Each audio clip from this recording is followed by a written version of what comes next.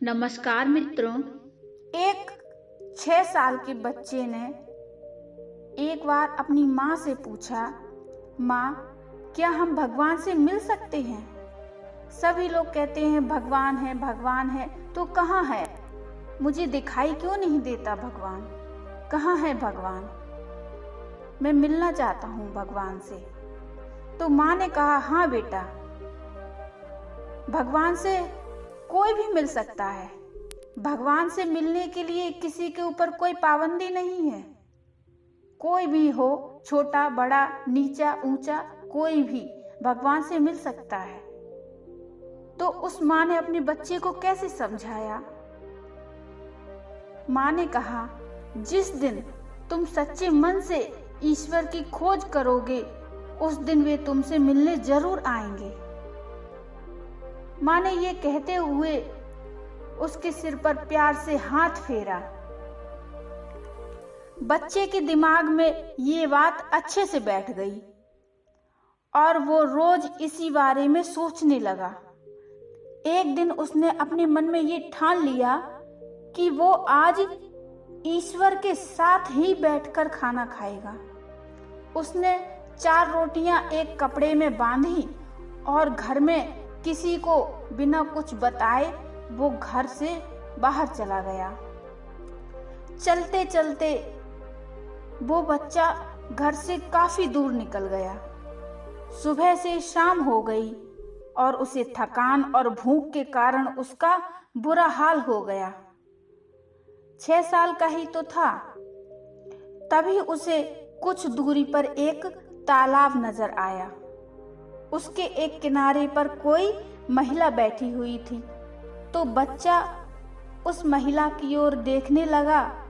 उस महिला की उम्र करीब 70 या 80 वर्ष की थी, लेकिन उसकी उम्र 70 वर्ष की होने के बावजूद भी उसकी आंखों में गजब की चमक थी। वो महिला भी उस बच्चे को देखकर मुस्कुराई और प्यार से उसके सिर पर हाथ फेरने लगी। बच्चे को लगा जैसे वो इस सुनसान जंगल में उसी का इंतजार कर रही थी। तो वो बच्चा वहीं पर बैठ गया। तभी उसे अपनी भूख का एहसास हुआ। उसने थैले से रोटी निकाली और खाने लगा। लेकिन कुछ ही देर में उसे अपनी गलती का एहसास हुआ। उसने सोचा कि ये बुजुर्ग महिला जो मेरे पास बैठी हैं, उनको मैंने कुछ भी नहीं दिया और मैं खाने लगा। ये सोचकर उसने एक रोटी बुजुर्ग महिला की ओर बढ़ाई और मुस्कुराकर बोला, माई, आप रोटी खाओगी? ये देखकर महिला के झुर्रियों वाले चेहरे पे अजीब सी खुशी आ गई और आंखों से खुशी के आंसू बहने लगे। यह देखकर बच्चा बोला, तुम क्यों रो रही हो माई? क्या तुम्हारा कोई सामान खो गया है? तो वो महिला कहने लगी, नहीं बेटा, ये तो खुशी के आंसू हैं। आज मेरी हर इच्छा पूरी हो गई है। ये कहते हुए महिला बच्चे के सिर पर हाथ फेरने लगी। ये सुनकर बच्चा मुस्कुरा दिया। उसने अपने हाथ से रोटी तोड़कर उस बुजुर्ग महिला को खिलाई। ये देखकर फिर से महिला की आंखों से आंसुओं की धार बहने लगी। उसने भी अपने हाथों से बच्चे को रोटी खिलाई और उसे दुलार किया। रोटी खाने के बाद बच्चे को अपनी माँ की याद आई। उसे लगा कि घर पर माँ परेशान हो रही होगी, इसलिए उसने उस बुजुर्ग महिला से इजाजत ली और अपने घर वापस लौट पड़ा। बच्चा जब अपने घर पहुंचा तो माँ दरवाजे पर ही मिल गई। माँ का रो रो कर बुरा हाल था। उसने बच्चे को अपनी गोद में उठा लिया और उसे जोर जोर से चूमने लगी। ये देखकर बच्चा बोला, माँ, आज मैं भगवान से मिला मैंने उनके साथ बैठकर रोटी खाई। मैं बहुत खुश हूँ माँ। उधर वो बुजुर्ग महिला जब अपने घर पहुंची तो उनकी खुशी देखकर घरवाले हैरान रह गए।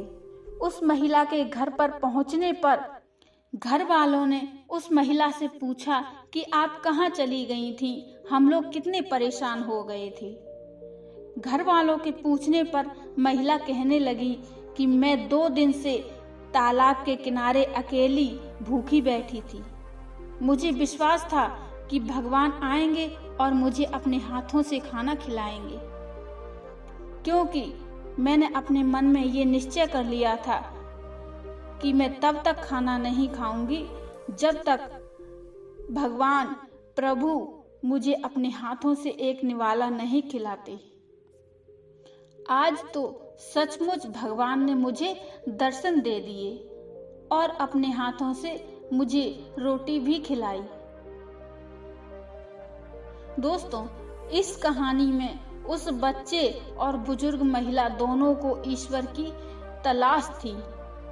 ईश्वर उनके दिलों में थे, इसलिए उन्होंने ईश्वर का रूप किसी दूसरे व्यक्ति में खोज लिया। साथियों, भगवान कहीं और नहीं, हमारे और आपके दिल में ही बसते हैं। दोस्तों, ईश्वर को ढूंढने के लिए उसे महसूस करने की जरूरत होती है। वो हर शख्स में बसते हैं। ईश्वर को कहीं और मत ढूंढो, ईश्वर तो हमारे हृदय में वास करते हैं। ये आप पर निर्भर करता है कि आप उसे महसूस कर पाते हैं या नहीं, आप भगवान को देख पाते हैं या नहीं।